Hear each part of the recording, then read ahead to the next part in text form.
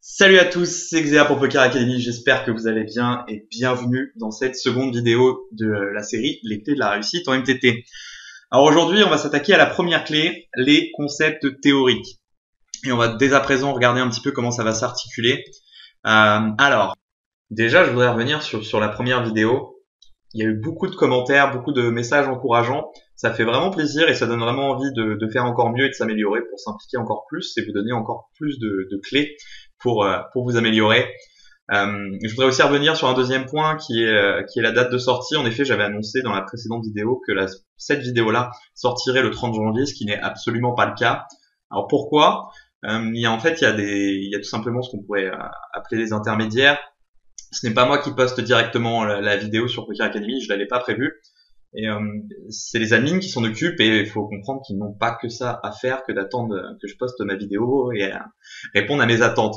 Donc il n'y aura plus de date de prévision. Par contre, je tiens quand même à ce que la vidéo sorte toujours aux alentours des 2 semaines après la vidéo précédente. Donc là, ça devrait sortir au bout de 2 semaines et demie, je pense, après la date de sortie de la première vidéo. Donc ça me paraît un délai plutôt correct pour que vous puissiez assimiler les concepts qu'on a vus dans chaque vidéo. Alors aujourd'hui, du coup, comme je vous disais, on va s'intéresser aux concepts théoriques. Et la première chose que je veux dire par rapport à ça, c'est qu'on va pas voir tous les concepts théoriques, il y en a juste beaucoup trop. Donc du coup, on va plutôt s'orienter sur les concepts qu'on va retrouver uniquement en MTT et pas en cash game. Donc par exemple, on va pas du tout s'intéresser à un concept comme celui de la metagame, qu'on retrouve aussi en cash game, même si c'est bien différent. Donc, on va commencer tout de suite avec le premier concept, la préservation de stack. Alors, qu'est-ce que c'est la préservation du stack ? Bien, c'est tout simplement la base de la base de la base du jeu de tournoi. Il s'agit en fait de refuser ou en tout cas d'adapter nos moves avec l'idée de pas se faire éliminer et d'éviter un maximum de prendre des actions qui soient trop high variance. Comme je l'ai écrit là, comme vous pouvez le voir, c'est un concept qui est directement relié avec l'ICM et je vais pas vous en dire plus pour l'instant parce qu'on va venir à l'ICM juste après. Donc on va plutôt déjà voir pourquoi on doit éviter de se faire éliminer, pourquoi on doit tant préserver notre stack. C'est en fait dû à l'interdépendance qui se crée avec les autres joueurs dans un tournoi. Donc, concrètement, c'est le phénomène qui se produit lorsqu'un joueur se fait éliminer. Eh bien, même si notre stack n'a pas changé, à partir du moment où un joueur est éliminé, on augmente notre espérance de gain. C'est-à-dire que l'élimination d'un joueur nous rapporte virtuellement de l'argent. Donc c'est pour ça, c'est vraiment essentiel d'assimiler ce principe afin de comprendre pourquoi il faut préserver notre stack. Alors, on peut aussi rajouter à cela ce qu'on appelle, en tout cas ce que j'appelle l'exploitation de l'edge. Ce que j'entends par là, en fait, c'est refuser de prendre des moves qui sont trop marginalement EV+, s'ils vont avoir un impact qui est trop grand sur notre stack pour qu'on puisse exploiter au maximum notre edge. Alors, je sais pas, vous êtes d'accord pour dire que moins on a de stack, moins on va pouvoir exploiter nos compétences sur les autres joueurs. Par exemple, c'est pas avec 5 blindes ou même 15 blindes que vous allez pouvoir tirer le maximum de vos compétences. Moins vous avez de stack, moins votre edge est grand. Et c'est d'ailleurs pour ça qu'à niveau égal, on a un ROI qui est bien supérieur sur les tournois de deep stack que sur des turbos. Donc c'est ce concept qui vous fait faire des choix comme refuser un flip en début de tournoi ou encore miser moins cher river. Parce que le but c'est d'augmenter la fréquence où on va se faire payer. Donc c'est ce que j'ai écrit. La fréquence passe d'abord, est en priorité par rapport à la valeur. On va prendre un exemple qui est plutôt évident et qui est plutôt parfait, qui n'existe pas dans la pratique, mais tout de même, il vaut mieux gagner 100% du temps 100 jetons que 10% du temps 1000 jetons. Notre V, c'est le même, c'est 100 jetons, mais le fait que la fréquence soit bien supérieure, dans le premier cas, c'est ça qui va faire qu'on va préférer miser 100 jetons plutôt que 1000. Parce que c'est vraiment la fréquence où on va pouvoir préserver notre stack qui prime. Donc, voilà un petit peu pour ce concept. Je vous ai déjà un petit peu parlé du suivant qu'on va voir tout de suite, c'est l'ICM. Alors, l'ICM, ça veut dire l'Independent Chip Model. C'est un modèle mathématique qui permet de convertir la valeur de nos jetons en valeur monétaire. Parce que contrairement au cash game, où notre stack représente directement notre valeur monétaire, en MTT, c'est pas le cas. Donc concrètement, ce n'est pas parce que vous doublez votre stack en tournoi que votre EV en dollars, en euros, va doubler. Ou encore, c'est pas parce que vous allez perdre la moitié de vos jetons que vous allez perdre 50% de votre EV en dollars. Or, du coup, en quoi ce modèle est essentiel à connaître et à appréhender? Premier point, c'est que si l'EV en jetons est différent de l'EV en dollars, ça veut donc dire qu'une situation avec une EV positive en jetons peut être négative en dollars. Et c'est là tout l'intérêt finalement de comprendre l'ICM. Parce qu'en fait, ce concept, il prend toute son importance durant les périodes de bulles ou à n'importe quel moment où les paliers ont un grand gap, donc basiquement en TF aussi, d'autant plus en TF même. Donc l'ICM, ce n'est qu'un modèle mathématique, mais en fait, il nous permet de comprendre que la préservation du stack, elle est d'autant plus importante dans les périodes de bulles et dans les périodes de TF. Et il y a une phrase qu'on connaît tous plus ou moins qui résume bien ce concept, c'est les jetons gagnés ne valent pas autant que les jetons perdus. Donc ça veut dire que vous devez d'autant plus refuser les flips et même des 60-40 si vous risquez votre vie dans le tournoi durant cette période ou ces périodes. Donc, je tiens à préciser que ça concerne du coup principalement les spots où vous n'avez pas de fold equity, c'est-à-dire que votre adversaire a déjà fait tapis et qu'il vous couvre. Donc je suis pas en train de vous dire qu'il faut que vous foldiez tout à la bulle, tout en table finale. Je suis juste en train de vous montrer qu'en période de bulle, pour pouvoir jouer votre tournoi sans fold equity, ce n'est pas 50, ce n'est pas 55 et c'est même pas parfois 60% d'équité qu'il va vous falloir. C'est plus que ça. Alors certes, je ne peux pas vous donner le pourcentage exact qu'il va vous falloir dans un spot parce que surtout si c'est à la bulle en TF c'est faisable mais pas à la bulle. Si c'est à 100 joueurs left c'est beaucoup trop compliqué à calculer et les logiciels qui permettent de calculer cela comme ICMizer ils n'ont pour intérêt que les spots en TF en fait parce que si vous n'allez pas rentrer, vous amusez à rentrer les 100 stacks, les 100 valeurs en jetons avec toute l'échelle des gains, etc., des prix, pour finalement vous rendre compte que le spot est très marginal dans tous les cas. Donc c'est quelque chose qui doit être plutôt intuitif, parce que c'est vraiment quasiment pas incalculable. Après, travailler là-dessus pour ce qui est des spots en TF, ça peut être vraiment intéressant, parce que vous allez vous rendre compte, et je vous invite vraiment à le faire si vous le pouvez. Prenez une version d'essai de ce logiciel, ou de n'importe quel autre logiciel qui existe, dont j'oublie le nom. Et vous allez vous rendre compte à quel point l'ICM a un facteur ultra important en table finale et à quel point des spots qu'on pourrait croire bons de prendre parce qu'on sait qu'on domine la range adverse ne le sont pas du tout en réalité. Donc voilà un petit peu pour l'ICM. Maintenant on va passer à ce que j'ai appelé les blocs. Et déjà je veux qu'on soit bien d'accord, je ne parle pas ici de la théorie des blocs, qui est un concept assez contre-intuitif et qui va pas nous intéresser pour le moment. Donc pour ce qui est des blocs, comme je l'écris, il n'y a pas vraiment de règles, c'est pas quelque chose qui est universel, c'est plutôt un concept qu'on adapte et qui est juste là pour nous donner ce que j'appellerais un ordre d'idée. C'est-à-dire que ça permet d'avoir une compréhension assez globale du jeu MTT, parce qu'en fait, on fait tout simplement pas la même chose, on n'a pas le même panel d'actions en fonction de notre stack. Je veux aussi préciser le fait que de très bons joueurs ne respectent absolument pas, en tout cas pas tout le temps ces règles et pas totalement ces blocs. Par exemple, ils vont raise fold avec 13 ou 12 blindes.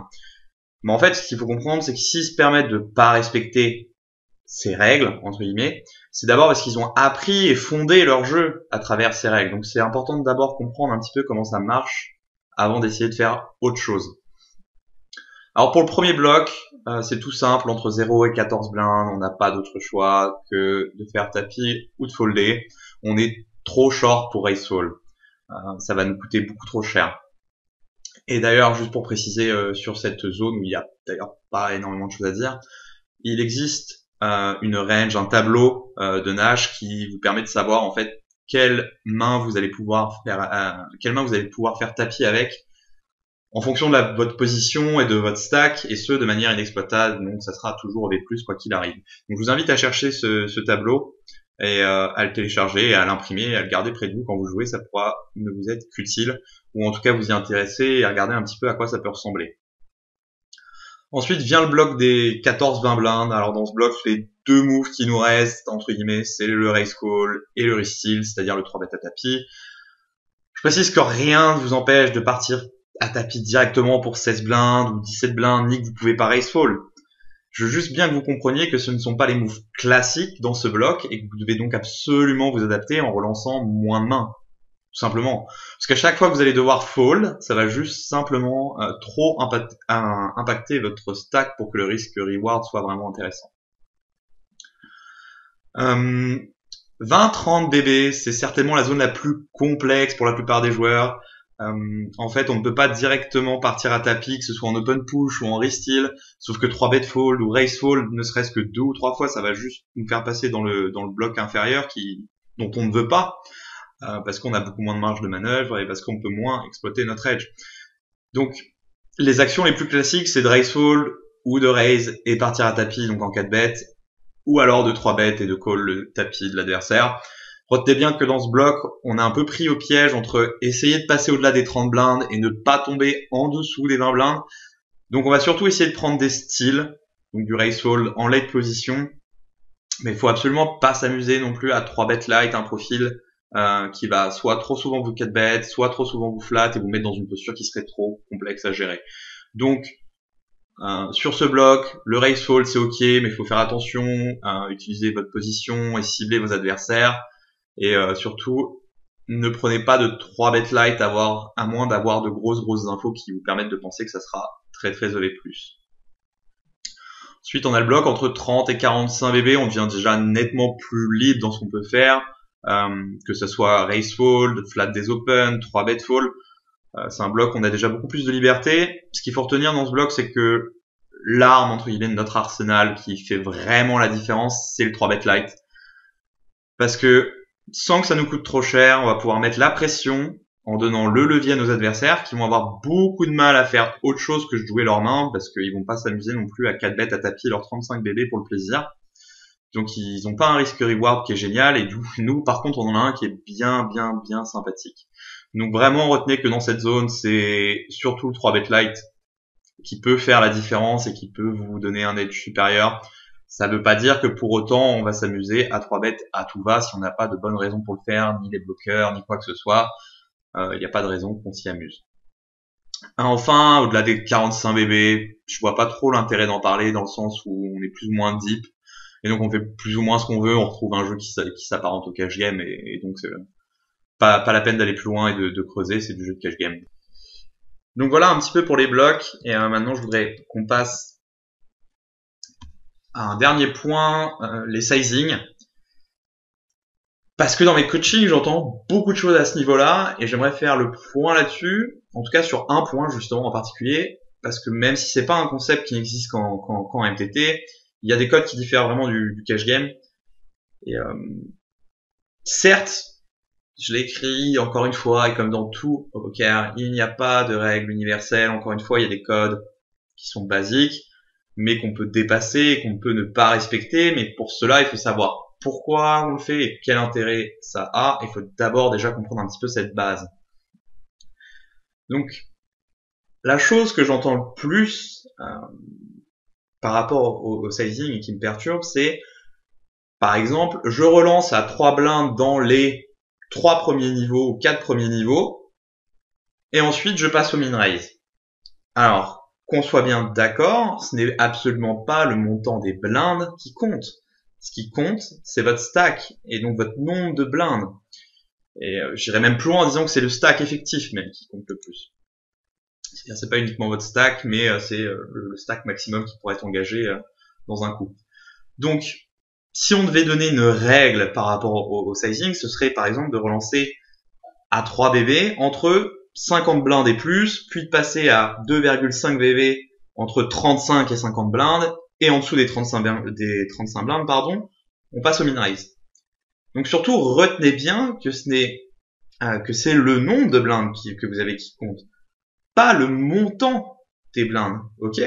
Parce que même si vous êtes en premier niveau de blinde, 10-20 sur PokerStar par exemple, stack de départ 1500, sauf que si vous avez que 250 jetons, vous n'allez pas vous amuser à relancer à 60. sur du divin. Ça n'a juste pas de sens et c'est beaucoup trop cher par rapport à votre stack.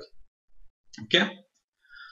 Et ouais, j'ai écrit conseil. En fait, c'est plus, oui, bon, si c'est un conseil pour ceux qui n'ont pas l'habitude de faire cela, qui relancent toujours à 3x ou toujours en min raise. Je vous conseille aussi de changer vos paramètres de sizing automatique sur les rooms. Vous pouvez les modifier. Du coup, par exemple, vous pouvez avoir comme option de cliquer directement sur soit min raise, soit 2,2x, 2,5x et 3x. Ça paraît plutôt une bonne chose plutôt que d'avoir certaines fois sur certaines rooms en tout cas paramètres de base qui sont open fois min raise, fois 3, fois 4. Parce qu'on va jamais quasiment relancer fois 4 à moins d'être dans des conditions particulières et c'est nous qui allons décider. Donc changez un petit peu ces paramètres automatiques qui sont pas très optimisés si vous voulez vous améliorer. Ok. Donc voilà pour les concepts qui sont selon moi primordiaux en tournoi. Et ce que je vous propose c'est que maintenant on voit un petit peu les exercices, les bonus et ce qu'on va voir la prochaine fois. Pour l'exercice, ce que je vous demande, c'est d'écrire en commentaire les 3 points que vous souhaiteriez améliorer dans votre jeu en étant le plus précis possible. Si vous faites cela, vous allez juste me donner l'opportunité de vous apporter un contenu qui sera encore meilleur, encore plus adapté et vous allez donc avoir la possibilité de vous améliorer encore plus vite et de manière plus efficace. Ok ? Dans la prochaine vidéo, on va s'intéresser au mental du joueur de MTT parce que le monde du MTT, c'est très particulier, c'est très usant mentalement et quitte à me faire bâcher, je vais m'avancer à dire que c'est beaucoup plus usant et beaucoup plus complexe que d'être joueur de cash game. Donc si vous voulez aussi envoyer un commentaire d'insulte parce que j'ai dit ça, n'hésitez pas. Et enfin pour le bonus, pas la semaine dernière, pardon, mais dans la précédente vidéo, je vous ai je vous ai demandé d'écrire votre journal avec le résumé de vos sessions, en écrivant dedans tout ce qui vous semblait un petit peu important pour vous. Vous avez fait ça de manière indépendante et vous avez peut-être même cherché tout seul à savoir comment vous pouviez l'améliorer. C'est une très bonne chose et ce que je vous propose, c'est qu'aujourd'hui vous puissiez me l'envoyer. Contactez-moi par mail, par MP ou directement sur Poker Academy. Il n'y a pas de problème, contactez-moi et on verra ensemble comment améliorer, optimiser ce journal pour qu'il vous corresponde bien et que ça vous apporte de la valeur tout en restant un outil qui soit très facile et qui ne soit pas contraignant pour vous. Je vous remercie pour votre attention. C'était Xéa pour Poker Academy. Je vous dis à très très vite. Ciao.